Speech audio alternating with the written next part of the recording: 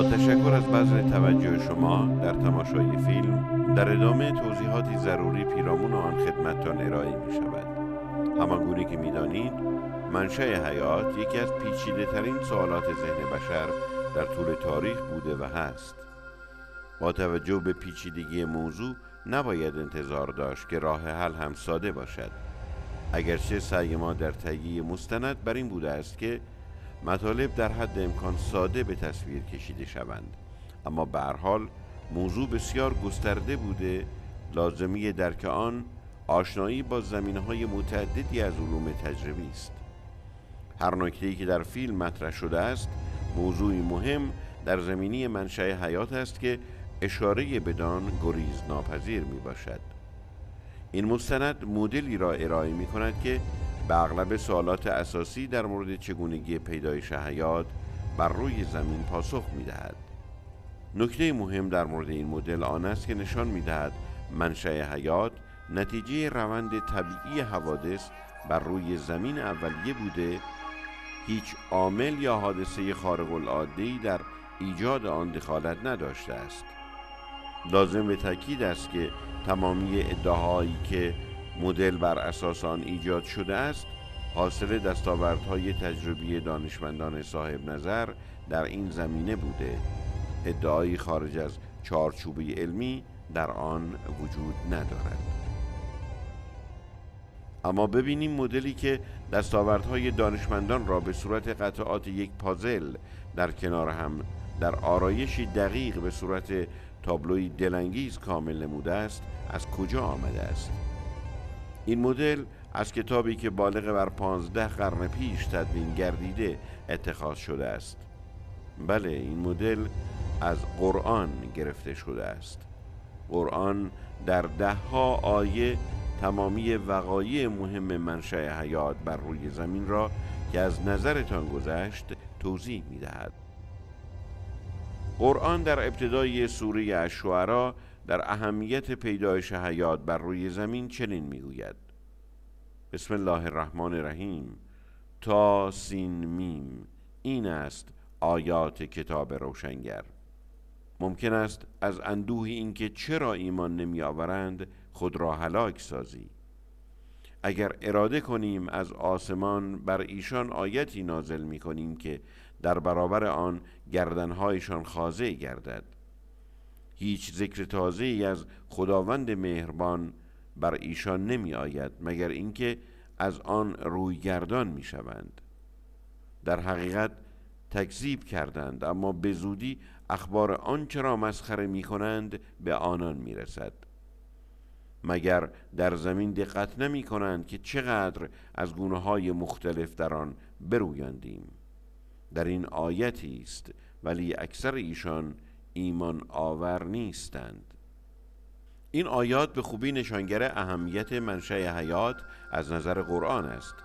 پیامبر اکرم به دنبال نشانی محکمی است که به وسیله آن بتواند حجت را بر تمامی مردم تمام کرده آنها را به حقانیت ادعا و رسالت خود معتقد سازد.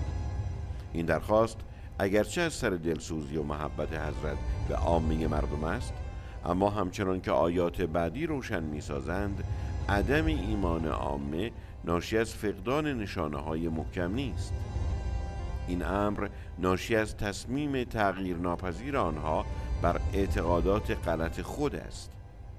با این همه قرآن به پیدایش حیات بر روی زمین به عنوان آیه‌ای بزرگ و محکم که مورد نظر آن حضرت است اشاره می نماید، گرچه باز تأکید می کند حتی این آیه هم موجب ایمان عامه نخواهد شد.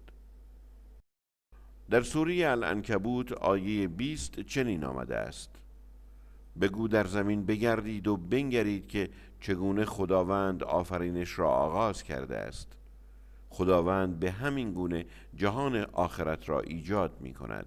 یقینا خدا بر همه چیز تواناست. این آیه تدبر و تحقیق در مورد منشأ حیات روی زمین را وظیفه هر مسلمانی قرار می دهد، چرا که روشن شدن چگونگی این امر چگونگی خلقت جهان آخرت را روشن می کند. نکته مهمی که در این آیه مطرح شده است دستور جستجو و مطالعه در زمین برای کشف و بررسی شواهد پیدایش حیات بر روی آن است. تا همین اواخر تصور دانشمندان بر این بود که چون تکوین حیات حداقل 4 میلیارد سال قبل رخ داده، هیچ اثری از آن در زمین کنونی باقی نمانده است. اما کشف شواهد جدید زمین شناسی حاکی از وجود مواد عالی پیشزیستی در ناحیه پیلبارا در غرب استرالیا میتواند دلیل روشنی بر صحت نظر قرآن باشد. سوره فصلت آیه 9 و 10: بگو آیا شما به کسی که زمین را در 2 روز آفرید کافر هستید و برای او همانندهایی قرار می دهید؟ او پروردگار جهانیان است. او در زمین کوههای بلند از فراز آن قرار داد و در آن برکت داد و مایه های حیات آن را در 4 روز یکسان برای همه سائلان مقدر کرد. سپس به آسمان پرداخت در حالی که به صورت دود بود. آیه اول نشانگر خلقت زمین در 2 مرحله می باشد. این 2 مرحله کدامند؟ در کتاب و فیلم مستند منشأ و شکل‌گیری منظومه شمسی دکتر رستگار این 2 را که مرحله دهو و تهو زمین است روشن نموده است. در مرحله اول زمین در درون سحابی خورشیدی ایجاد شده و رشد می کند. مرحله دوم پس از شروع فاز تیتوری خورشید آغاز می گردد. در این مرحله زمین در اثر ریزش شهاب سنگ ها و دنباله‌دارها بزرگ می شود. آیه دوم به ایجاد کوههای عظیم در زمین از فراز آن اشاره می کند. قرآن در آیات متعدد ایجاد کوههای عظیم بر روی زمین در این دوران را ناشی از قرار دادن و یا ریختن آنها از فراز آن می داند که اشاره به ریزش شهاب سنگ ها و نقش آنها در ایجاد کوههای اولیه است. در ادامه آیه به برکت دادن زمین که همانا آماده سازی آن برای ایجاد حیات است اشاره دارد. همان گونه که در مستند آمده است، این برکت ناشی از ریزش دنباله‌دارها که حاوی آب و مواد عالی هستند می باشد. نکته مهم در ادامه آیه ایجاد اقوات یا مواد حیاتی در 4 دوره بر روی زمین است. این 4 دوره کدامند؟ چه شرایطی داشتند؟ چه مواد حیاتی در هر دوره ایجاد شدند؟ اینها موضوعاتی است که به صورت مفصل در مستند مورد بررسی قرار گرفتند. در واقع اسم مستند نیز از این آیه گرفته شده است. در آیه 3 آمده است که در پایان این دوران خداوند به آسمان پرداخت در حالی که دود بود. منظور و اهمیت موضوع چیست؟ همانگونه که می‌دانید دود ترکیبی عمده از گازهای H2O، CO2 و N2 می باشد. قرآن با اشاره بدین امر روشن می سازد که تغییرات جوی در طی 4 دوره چگونه و به چه سمتی بوده است. همانگونه که در مستند بدان اشاره شده است، جو زمین در ابتدای دوره دوم ایجاد این کره دارای ترکیبی کاملا احیایی و متشکل از گازهای H2، CH4، NH3 و CO بوده است. با تغییر جو به سمت اکسیدی 4 دوره پدید می آیند که در هر دوره مواد عالی معینی ایجاد می شوند. این تصویر که از مستند شکلگیری منظومه شمسی آورده شده است نشان دهنده 2 مرحله ایجاد منظومه شمسی از جمله زمین می باشد. این 2 مرحله به وسیله فاز تیتوری از یکدیگر جدا می شوند. در پایان مرحله اول زمین دارای ترکیبی کاملا احیایی است.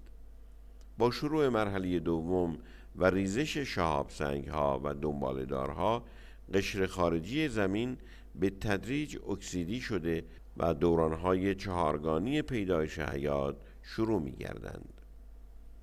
این تصویر طول دوران اول کمتر از 1,000,000 سال، دوران هیدروستاتیک سحابی، دوران فترت بین دو دوره اول و دوم حدوداً 1,000,000 سال و دوران دوم صدها میلیون سال را نشان می دهد. این تصویر همانگونه که مشاهده می کنیم چشماندازی در مورد چگونگی تشکیل زمین از مجله معتبر ساینس مورخ ژوئیه سال 2009 است. نویسندگان این چشمانداز از صاحب نظران بنام در این زمینه می باشند. نکته مورد نظر در کادر آورده شده که ترجمه آن چنین است: تحقیقات جدید در مورد ماهیت ایجاد هسته و سن ماه حاکی از این است که مرحله اول رشد زمین کمتر از 10 میلیون سال طول کشیده و دارای شرایطی احیایی بوده است. مرحله دوم که دارای شدت بیشتر و شرایطی اکسیدی بوده حدوداً 100 میلیون سال طول کشیده و احتمالاً به دنبال وقفه‌ای طولانی بوده است. این حقایق برخلاف باور دیرپایی است که جمع شدن زمین از شهاب سنگ ها را به صورت پیوسته و با شدت تصاعدی کمشونده میپندارد. بنابراین بر اساس مستندات علمی زمین در 2 مرحله در شرایط احیایی و اکسیدی ایجاد شده است. مستنداتی که با تئوری کانت لاپلاس متضاد و مطابق با نظریه قرآن از چگونگی شکلگیری منظومه شمسی است. اگرچه قرآن ایجاد مواد حیاتی را در 4 دوره مطرح می سازد، اما ظاهراً این کتاب توضیحی در مورد خصوصیات این دورانها ارائه نمی کند. از آن مهمتر اینکه به نظر می رسد در قرآن دیگر هیچ آیه‌ای که توضیح چگونگی پیدایش حیات باشد وجود ندارد. اما چنین نیست. قرآن توضیحات خود را در قالب چگونگی خلقت انسان بیان نموده است. علت امر این است که از نظر قرآن خلقت انسان وابسته به خلقت سیستم حیات یا بیوسفر به طور کلی است. آیات 1 و 2 سوره الانسان. بسم الله الرحمن الرحیم. آیا بر انسان روزگارانی طولانی نگذشت که چیز قابل ذکری نبود؟ ما انسان را از نطفه مختلطی آفریدیم که می آزمودیمش تا سپس شنوا و بینایش ساختیم. این آیات به خوبی نشان می دهد که در گذشته‌ای بسیار دور انسان به صورت حیاتی تک‌سلولی در طبیعت بوده است. به عبارت دیگر قرآن همان تک‌سلولی اولیه را انسان می نامد. این انسان تک‌سلولی در ضمن ابتلا به تدریج کمال یافته شنوا و بینا شده است. الاعراف آیه 11. در حقیقت شما را خلق کردیم، سپس به صورتگری شما پرداختیم. این آیه برداشت قبلی ما را تایید می کند که خداوند ابتدا انسان را به صورت ساده آفرید، سپس آن را شکل داده به صورت کنونی درآورد. بنابراین از نظر قرآن خلقت انسان از همان خلقت تک‌سلولی اولیه شروع شده است. سوره نوح آیه 17. و خداوند شما را همچون گیاهی از زمین رویانید، سپس شما را به همان زمین باز می‌گرداند و بار دیگر شما را خارج می‌سازد. این آیات به خوبی نشان می‌دهد که ایجاد انسان همانند رویش گیاه از تک‌سلولی شروع شده و به تدریج رشد کرده تا به صورت کنونی درآمده است. همان گونه که مشاهده می‌کنید این نظر تا حدود زیادی مشابه نظر تکاملی حیات است، اما چرا نظر بعضی از مفسران خلاف آن است؟ آل عمران آیه 59. همانا مثل عیسی در نزد خدا همانند آدم است که از خاک بیافریدش، پس بدو گفت بشو، پس شد.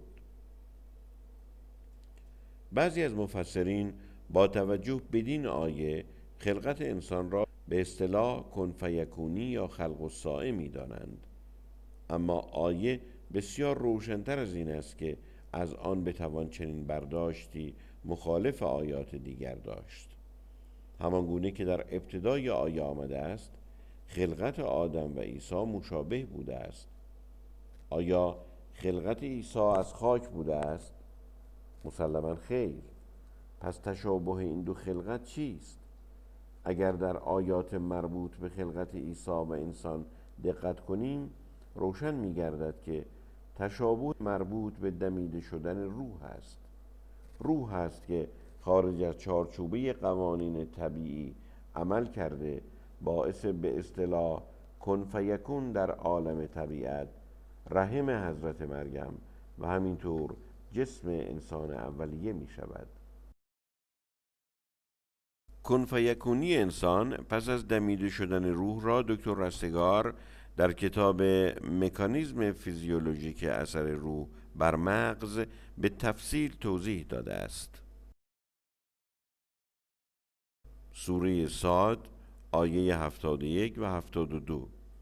یاد کن هنگامی که خدایت به فرشتگان گفت که من بشری را از گل خواهم آفرید. پس آنگاه که او را به خلقت کامل بیاراستم و از روح خود در او بدمیدم بر او به سجده در افتید. این آیات به خوبی نشانگر این موضوعند که خداوند انسان را در ابتدا از گل آفریده، سپس خلقت او را تکامل داده تا به صورت کنونی در آمده. بعد از آن در او از روح خود دمیده است. بنابراین اگر دمیدن روح باعث کن فیکون انسان شد، پس از تکامل جسمی او بوده است. این برداشت با کلیه آیات مربوط به خلقت انسان سازگار است. در اینجا ذکر نکته‌ای لازم است و آن اینکه هیچ برداشتی از قرآن صحیح نیست مگر اینکه با تمامی آیات در آن زمینه سازگاری داشته باشد. نص صریح قرآن است که در این کتاب هیچ تضاد و تناقضی نیست. بنابراین هر برداشتی که متناقض با آیه یا آیات دیگر باشد نمیتواند صحیح باشد. النحل آیه 65. خداوند از آسمان آبی فرستاد و زمین را پس از آن که مرده بود حیات بخشید و در این نشانی روشنی است برای گروهی که گوش شنوا دارند. سوره الزخرف آیه 11. و آن کس که آبی به اندازه از آسمان فرود فرستاد پس به وسیله آن سرزمین مرده را زنده گردانید، همین گونه بیرون آورده می شوید. قاف آیات 7 الی 9. و زمین را گستردیم و در آن کوههای بلند فرو افکندیم و در آن از هر گونه دلانگیز رویاندیم تا موجب بصیرت و تذکر برای هر بندی که رو به درگاه خدای می آورد باشد. و از آسمان آبی پربرکت فرستادیم و بدان باغها و دانه‌های درو شدنی برویاندیم. الجاثیه آیه 5. و در جایگزین شدن شب و روز و آنچه خداوند از آسمان از روزی فرستاد که بدان زمین را پس از مرگش بدان زنده نمود و وزش بادها شواهدی است برای کسانی که تعقل می کنند. در این آیات چند نکته مهم وجود دارند. اول اینکه ریزش آب بر روی زمین اولیه باعث ایجاد حیات در آن شد. دوم اینکه این آب به اندازه بود. سوم اینکه این آب به زمین برکت داده و همانند روزی از آسمان بود. همان گونه که در مستند آمده است آب به وسیله دنباله‌دارها بر روی زمین اولیه ریخته شد. در واقع بارش دنباله‌دارها بارش آب از آسمان بود. شکل این بارش بسیار مهم است. اگر این بارش کم یا زیاد باشد، ایجاد مواد حیاتی بر روی زمین امکان پذیر نیست. قرآن در 3 آیه بر ریزش به اندازه آب بر روی زمین اولیه تاکید می کند. از طرف دیگر دنباله‌دارها غیر از آب مواد عالی بسیاری همراه دارند که همانند روزی آسمانی باعث ایجاد مواد عالی حیاتی بر روی زمین و برکت آن شدند.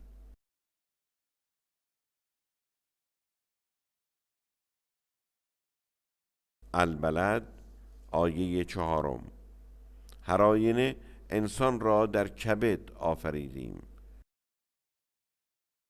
کبد به معنی وسط هر چیز، خصوصا وسط آسمان و شدت هر چیز، شرایط حاد و رنجاور است.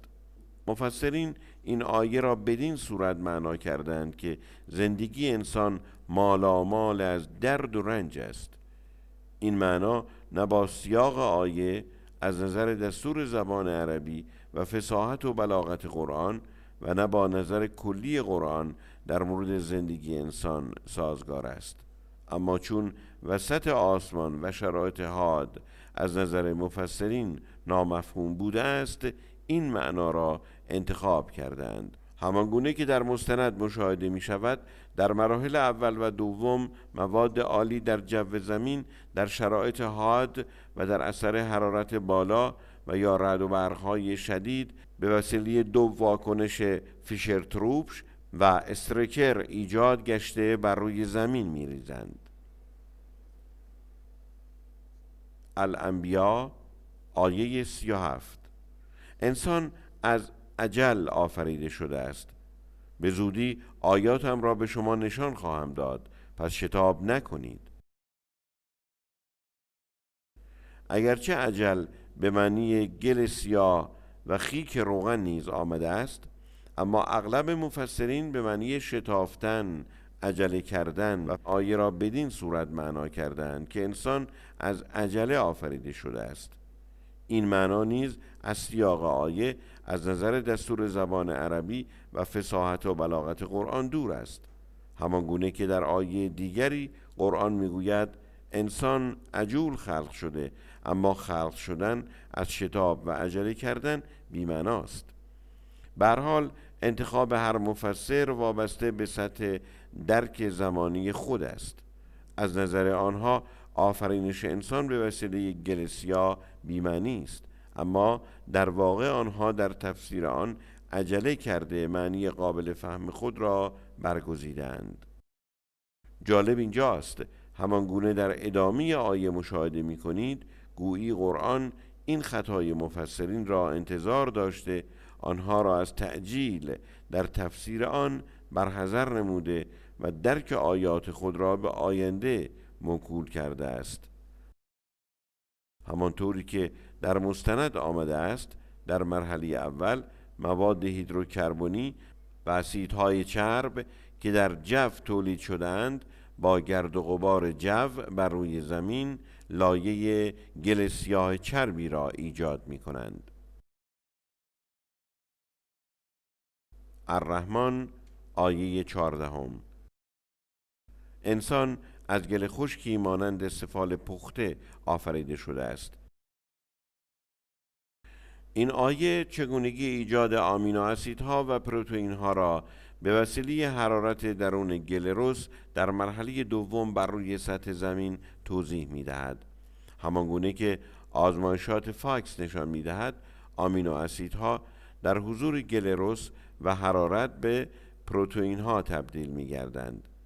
البته گل رس نقش های متعدد مهمی را در منشأ حیات بازی می کنند که ما در ادامه به آنها اشاره می کنیم. الصافات آیه 11 تا 14: از کافران بپرس که آیا آفرینش آنها دشوارتر است یا آنچه ما آفریدیم؟ ما آنها را از گلی چسبنده آفریدیم. تو در شگفت شدی و آنها مسخره می کنند و چون با آنها پند داده شود پند نمی پذیرند و چون آیتی را ببینند به مسخره میگیرند.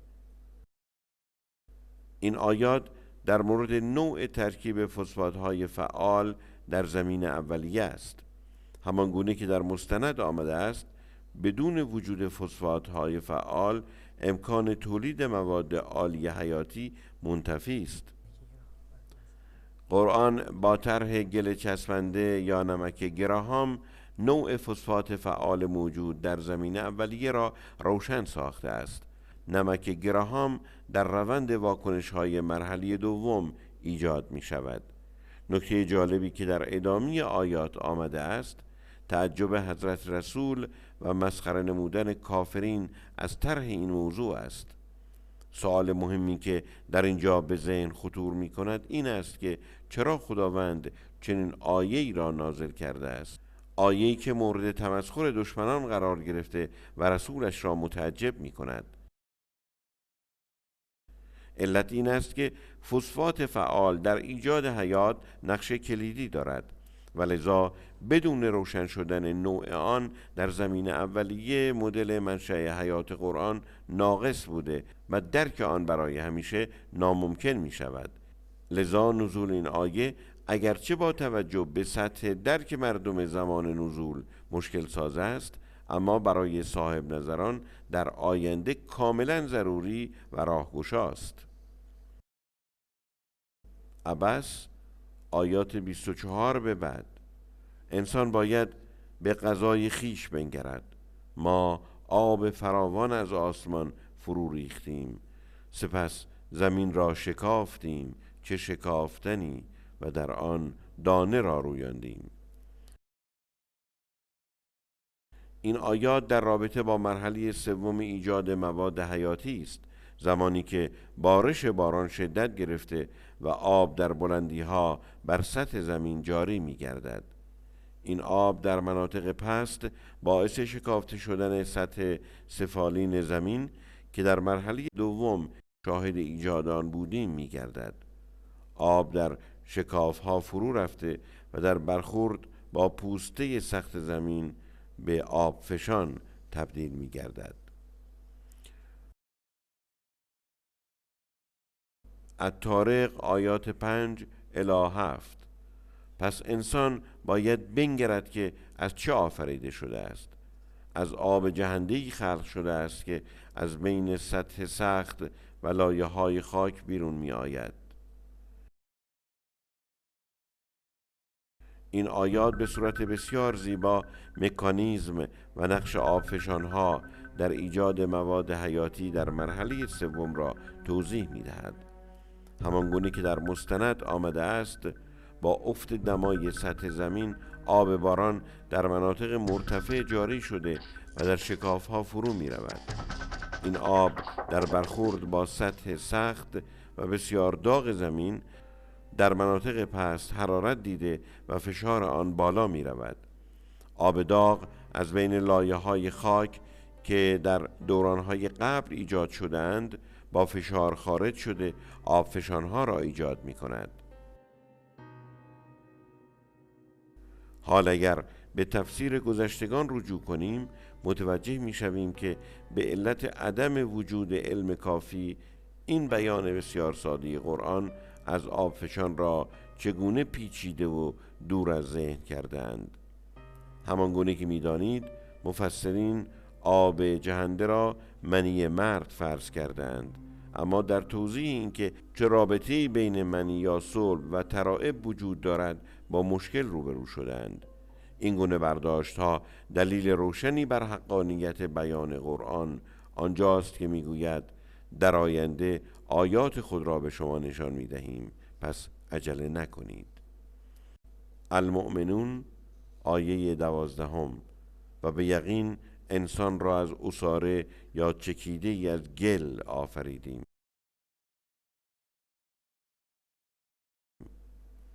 قرآن در 6 آیه خلقت انسان را از گل فرض می کند. در مقابل در این آیه انسان را نه از خود گل بلکه از چکیده ای از گل بیان می کند. کدام درست است؟ گل یا عصاره گل؟ اصولاً چه اهمیتی دارد که از کدام یک؟ اگر خداوند انسان را به صورت خلق و سایه آفریده باشد، چرا این همه از مواد مختلف نامفهوم و گاه متضاد نام میبرد؟ همانگونه که در مرحله دوم و چهارم دیدیم، کریستال های گلروس حداقل 4 نقش بسیار مهم در ایجاد مواد حیاتی دارند. اما مواد حیاتی از این کریستال ها تشکیل نمی شوند، بلکه در درون آنها ایجاد و حفظ می گردند. آب جوشان آبفشان ها در مرحله سوم این عصاره ها را از دل گلروس کنده با خود به سطح زمین می آورد تا در واکنش های بعدی شرکت کنند. المرسلات آیه 20: آیا شما را از آبی پست نیافریدیم؟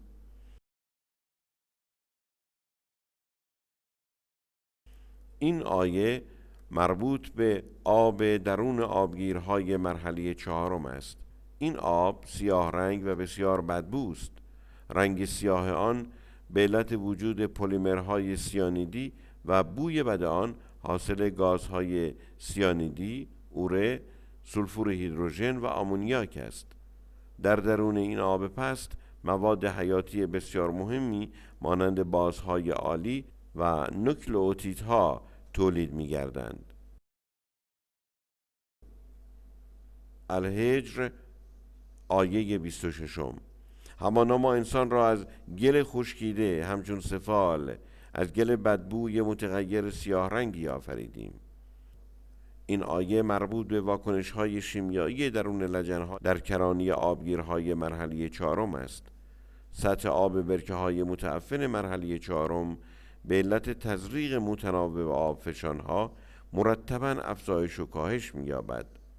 بدین صورت لجن‌های کرانی آنها نیز مرتب خشک و خیس می‌گردند.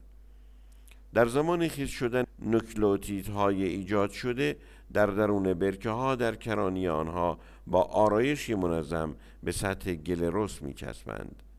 در زمان خشک شدن لجن‌ها مواد عالی درون آنها یعنی نوکلئوتیدها به یکدیگر ملحق شده پولینوکلئویدها را به وجود می‌آورند.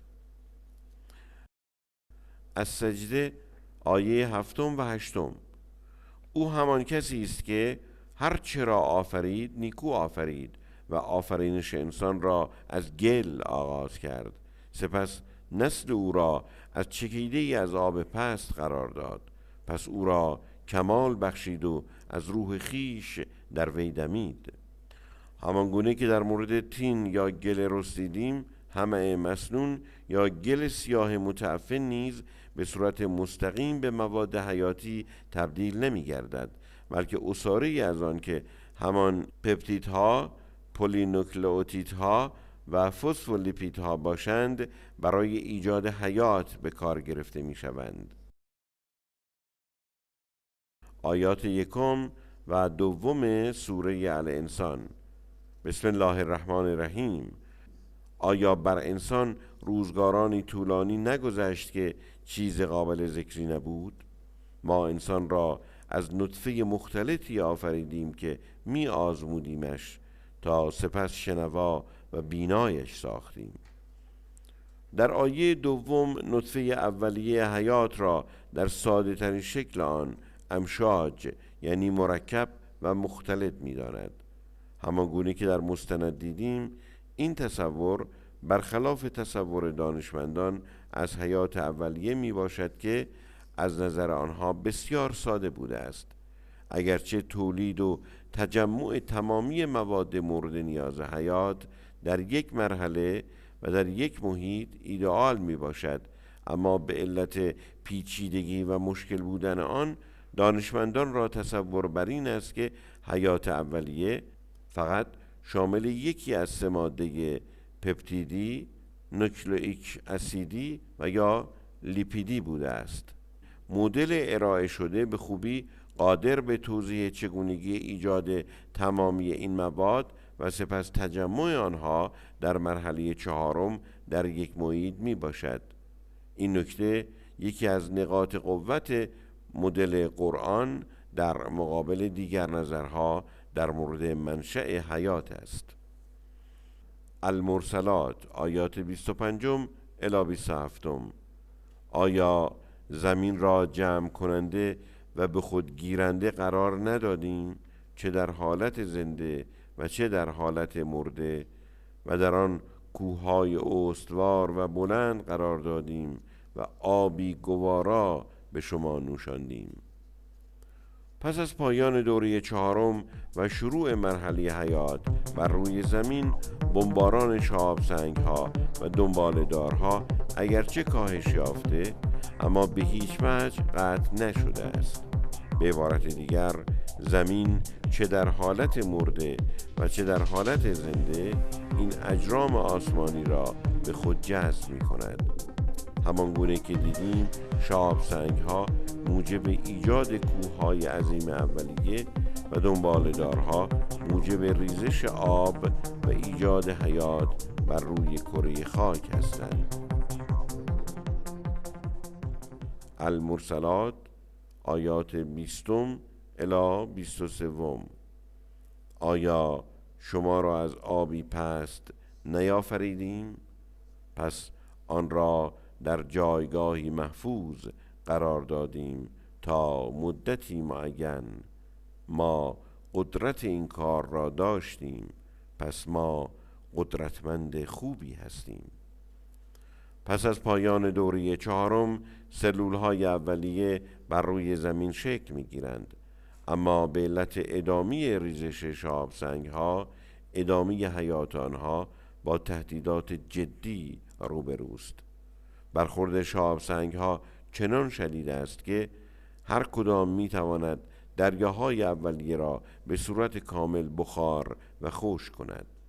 بسیاری از دانشمندان را عقیده بر این است که حیات بعد از توقف کامل بمباران شهاب‌سنگ‌ها بر روی زمین شکل گرفته است، اما شواهد غیرقابل انکاری از وجود حیات قبل از پایان ریزش شهاب‌سنگ‌ها بر روی زمین اولیه وجود دارد.